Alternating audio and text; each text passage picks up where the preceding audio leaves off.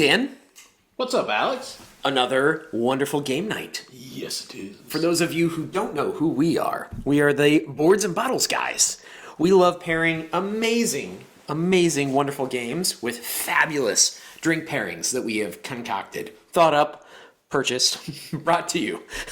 All that we ask is you like, subscribe, check us out on social media, and tell us what we have done wrong, which is so many things. But better pairings, rules, all the fun stuff. It's good Let us therapy. know. 100%. Yeah. All right. So tonight we have a special game. We do. I cannot wait to hear it. This one, we may say wrong. It is Stonespine, not Stonespire. I love to say Spire. I do too. I don't know why. So this is a game by Jordan Adon. It is in the role player universe, a universe that Alex and I both love. Woo! So this is a game. I call it the think ahead universe. Yes. You have to be very well thinking ahead on all of your moves. Like, oh, it's so small. Because you can play this game for fun and just try to wing it. Oh, yeah. Or you can really math some stuff out. And Absolutely. you will have very different scores. Yeah, so in this game, you are a Minotaur, right? And what do Minotaurs do? They create mazes, they create dungeons, they create all sorts of traps and goodness. People. They do. So in this game, what you are doing is you are trying to create the coolest dungeon that you can. How you do this is by these cards. So if you can see these, you're building dungeon rooms. These rooms are basically divided into 4 quadrants, right? So like, for example, this room has one of those gelatinous oozes. It's a monster.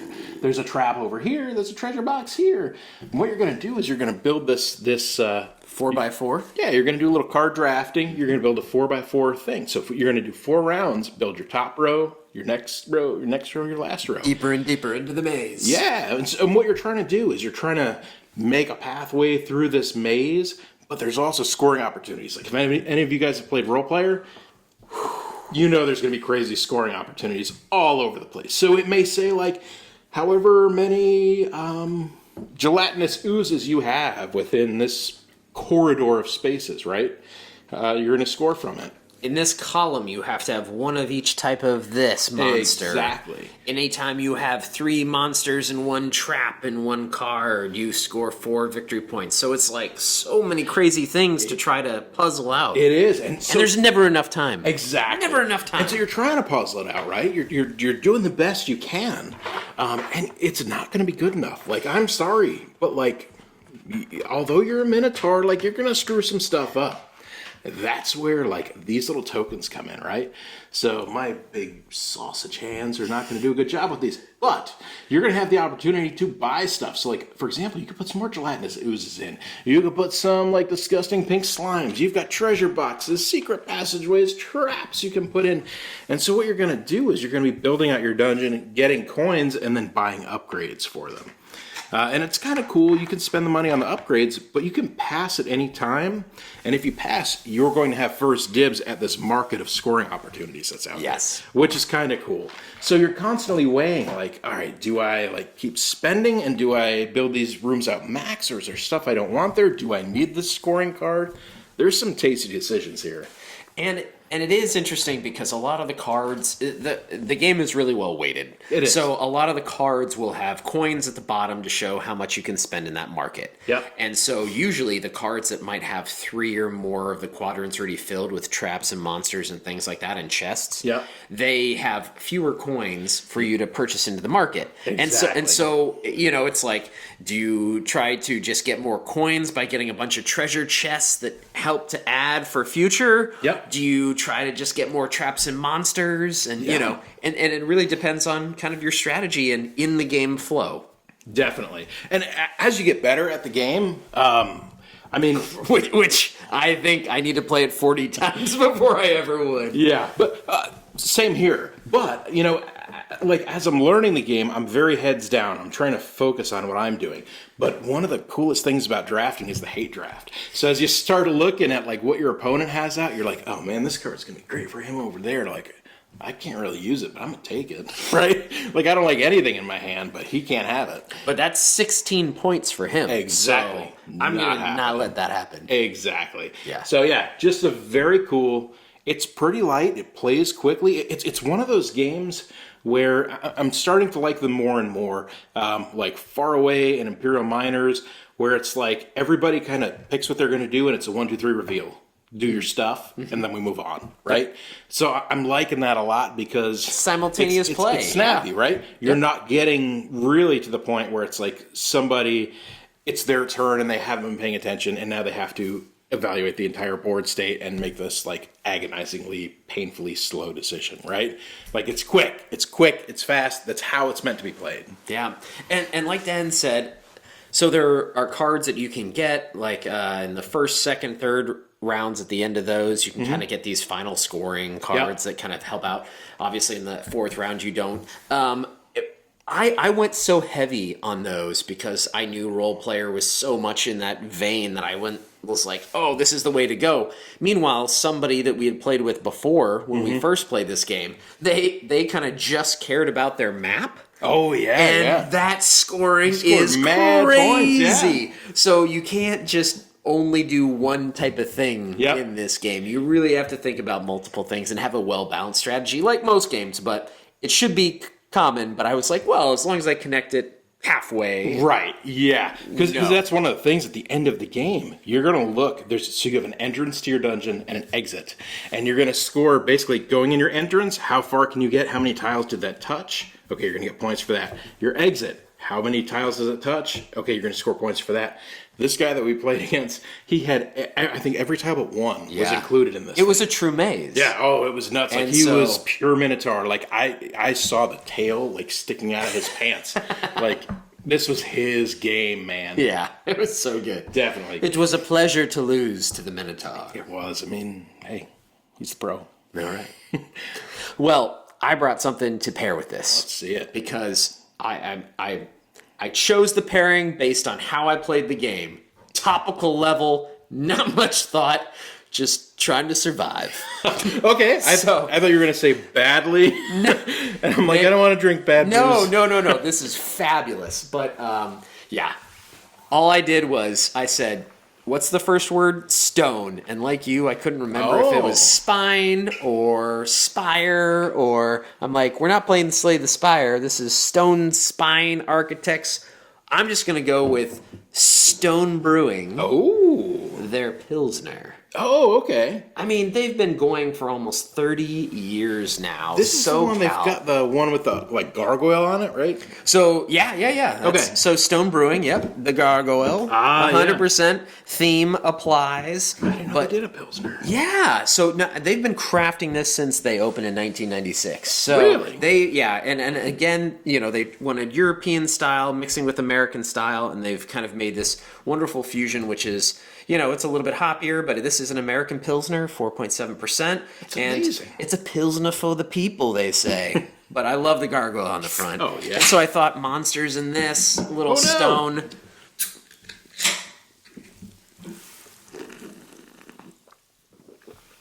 What I like is that I saw you foam up, and then I opened mine as if it wasn't going to happen to me. And this is, again, a perfect theme for how this game works, because...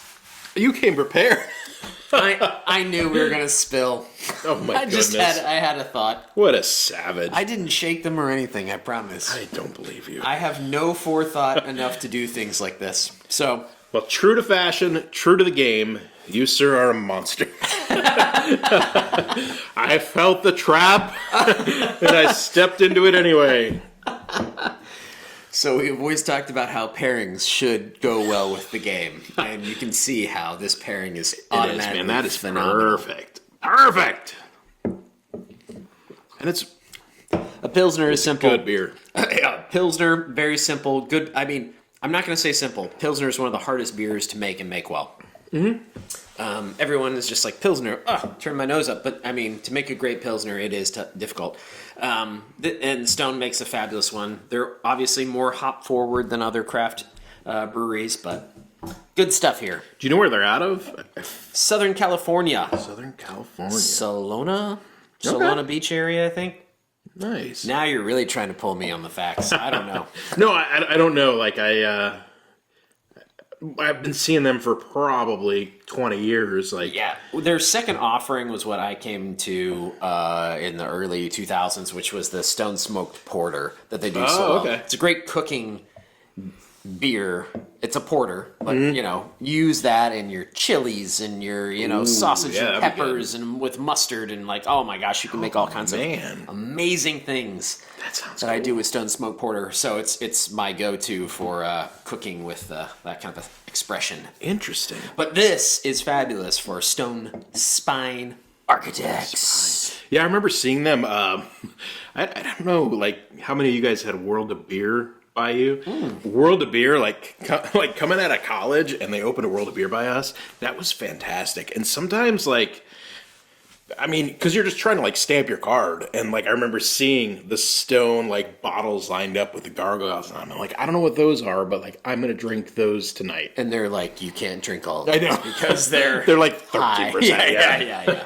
Yeah, but they were delicious, and this is excellent, and I didn't know this existed, but I'm very happy to know it does. Yeah. And I thought complex game, more lighter drink. Yeah. It works. I don't think the game is that complex, but... I make it complex. Gotcha, understood. I make it complex. Yeah, it is not a tough game to learn, to teach, but to Gotcha. expedite your board well, it takes a while. Well, so where we're drinking light with the Pilsner, to preserve our brain cells, I'm going to kill them. Oh, excellent. Baseball bats it is. So you can take one of those. Wow. Long time fans of ours would know that we love whiskey. And so, I have brought out the Penelope Architect. Oh, So, good call. Stonespine Architect. I went with the stone, you went with the architect. We did, man. Hey! If only there was a spine between us. Spineless. Jeez. All right, so obviously, if you can tell, I enjoy this bottle. Yeah. Right? Might not be enough for the whole group. Yeah, we'll take a tiny tip. This will be done by the end of the night. So, Penelope is a brand that I kind of like, right? Sure. Tell me more. So, Penelope is a weird brand. It started, there's, out of Indiana, there's a distillery called MGP, Ross and Squibb, right?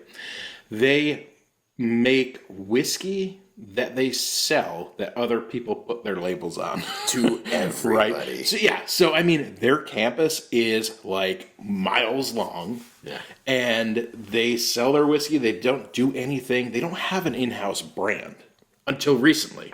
So, Penelope was one that would buy their stuff and they would put it together. They would make some cool things. And eventually, MGP said, we like what you're doing. We're going to buy your brand.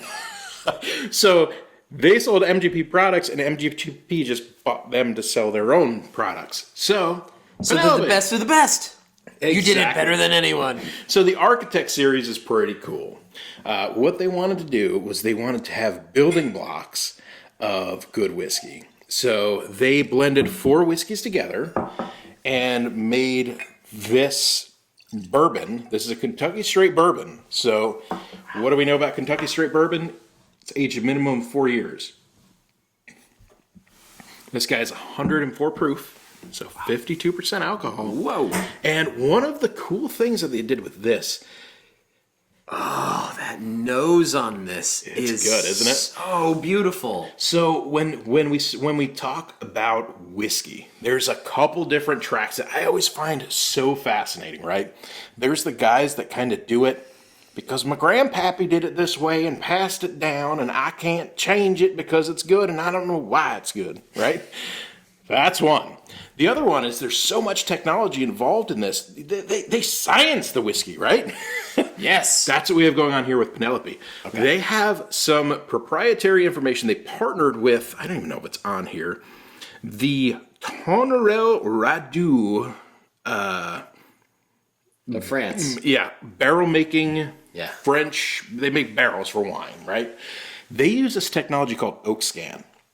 And what it does is they take a stave of the barrel, right? And they put it through this thing that does infrared readings on the polyphenols of these staves. So they can tell you, like, hey, how is this going to interact with the bourbon? So it's sciences, it tells you. Before, like, guys were having to, like, line up and, like, look at grains, and, like, smell them. This thing just, like, AI eyeballs this, and it's like, yep, good. What? So what they do is That's insane. They're like, we're only going to pay you $70 for this Right? barrel. We're paying you. Yeah, so if AI is not your thing, like, maybe don't do this, but I don't think it is AI. I think it's, like, robot genius stuff. It says a blueprint for the future. It is. Wow. So, You're blowing my mind here. right? So what they do is they take French oak staves, similar to Maker's Mark, like how they do their staves when they put them in. So you have a barrel, they put French oak staves in, and then they let them sit for a while, and they just let these things like interact with the bourbon. Nice. So this is build 10. So build is kind of batch number, right? And so we will see if this thing is any good. Wow. Cheers. Yeah. Thank you, Dan. Man, it smells so nice. Gosh. That is like dessert, man. That is So it is remarkable. Sweet and like custardy. Very And- custardy. 100%. That's what I was going to say. Yeah, there's like, I mean, it's like a cookie in a glass almost. Like, I mean, But that's what I found French oak typically does. so, and it's interesting you say that because there's been a few bourbons that I've had lately where I'm like, this is wonderful. This is wonderful. And then I look at it and it's like, oh, it's in French oak. Yeah. And I'm like, I think I like French oak interaction with bourbon. Like that pairing goes so well. Yeah. It's got a distinct taste. We did one. But you get it. It's a sweetness, a beautiful, plump sweetness on the nose too. Yep. It's so nice. It's not, oh my gosh, it is. It is slightly towards that more unique nose where you can. This is a what have we distinct smell compared to other bourbons. Oh, yeah. They had like a little diagram, yeah. but it's like architect stuff.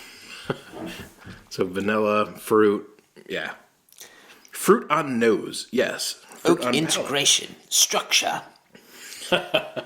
Yeah, so it's interesting. We did, I don't know if you remember, but when we reviewed Orleans, Yes. I paired the Frenchman, which was a Lucky 7 Yes. whiskey. Yes. That was finished in French oak as well. And I've been drinking more and more of that. That bottle's almost gone.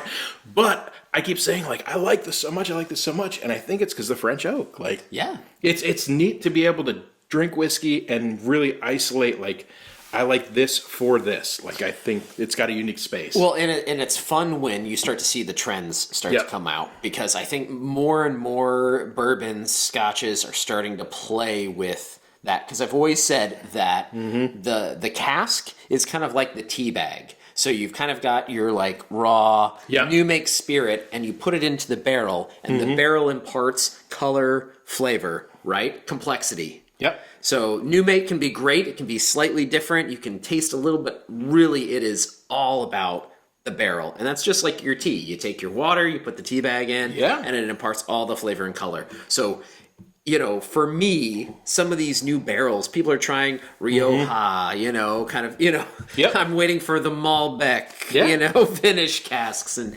stuff. I mean, they're trying so many different types of casks. Yeah, exactly. And I think it's so important that the casks that you use, you're not looking for the cheapest deal, right?